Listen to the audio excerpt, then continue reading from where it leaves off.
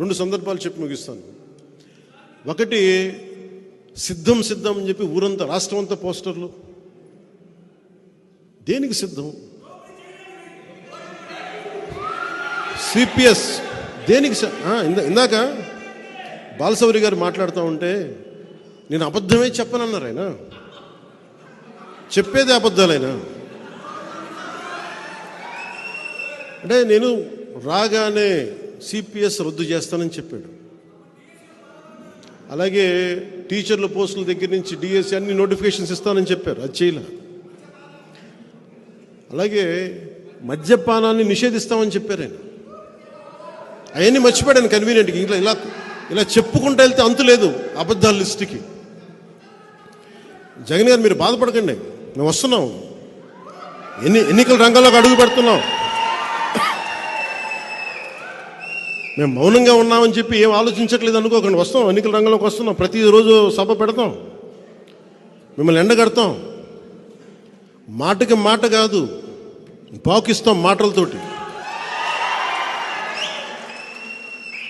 మాటలు కత్తుల్లా వస్తాయి, మీకు ఇబ్బంది పెడతాయి. భయపడకండి మీరేమి.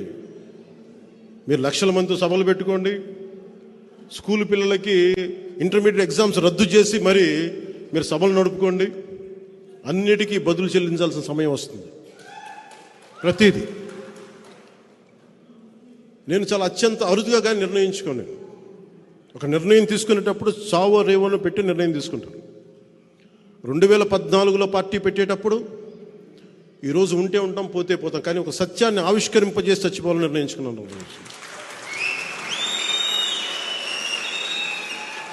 అలాగే పార్టీ పెట్టాను, అలాగే పార్టీని నడుపుతున్నాను. పార్టీకి నిధులు కాదు కావాల్సింది, పార్టీకి కావాల్సింది మనందరినీ కలిపే ఒక భావం.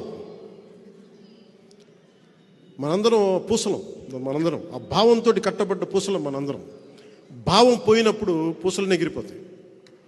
ఎంత బలమైన దండ అవ్వాలంటే జనసేన అది తెంపలేనిది అవ్వాలి. సో భావమే మన కట్టుబడి. అందుకనే మనకి 7 సూత్రాల దారంతో మనందరం కట్టుబడి ఉన్నాం ఈ రోజున. అదే 7 సూత్రాల ఈ దండకి ఇంకొక మణిహారమైన బాలశౌరి గారు వచ్చారు. ఇంకో మాణిక్యం. మేమందరం కలిసి ఈ రాష్ట్ర ప్రయోజనాల కోసం పనిచేస్తాం, రాష్ట్ర భవిష్యత్తు కోసం పనిచేస్తాం.